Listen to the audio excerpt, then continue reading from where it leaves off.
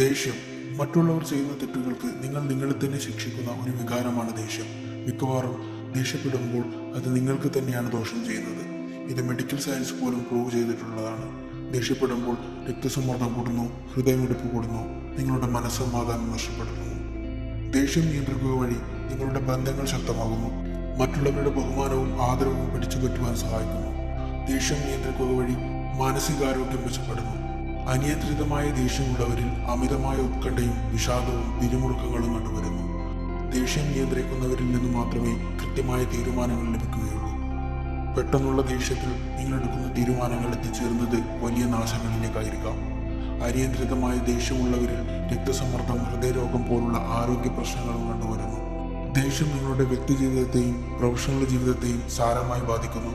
ദേഷ്യം നിയന്ത്രിക്കുക വഴി നിങ്ങളുടെ കുടുംബത്തിലും സുഹൃത്ത് വലയങ്ങളിലും നിങ്ങളൊരു മാതൃകാ പുരുഷൻ അല്ലെങ്കിൽ വനിതയായി മാറുന്നു.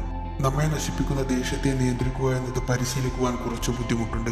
എങ്കിലും ഇത് ശീലമാക്കി കഴിഞ്ഞാൽ വളരെ എളുപ്പമുള്ളൊരു പ്രവൃത്തിയായി മാറുന്നു.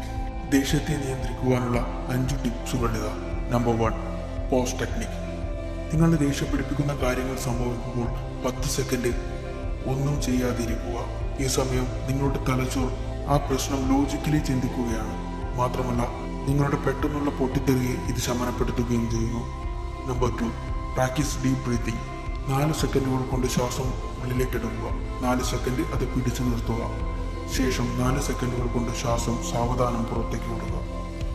Number 3, walk away temporally. പറ്റുമെങ്കിൽ ദേഷ്യം വരുന്ന സന്ദർഭങ്ങളിൽ നിന്നും താൽക്കാലികമായി നിങ്ങളുടെ ഫിസിക്കൽ പ്രസൻസ് ഒഴിവാക്കുക.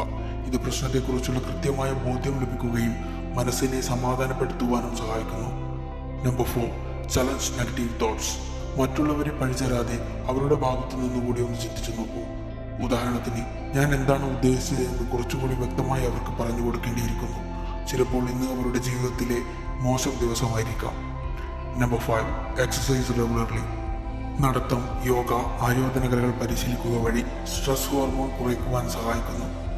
ഇത് സമാധാനപരമായ ഒരു മനസ്സ് കൈവരിക്കുവാനും നിങ്ങളെ സഹായിക്കുന്നു.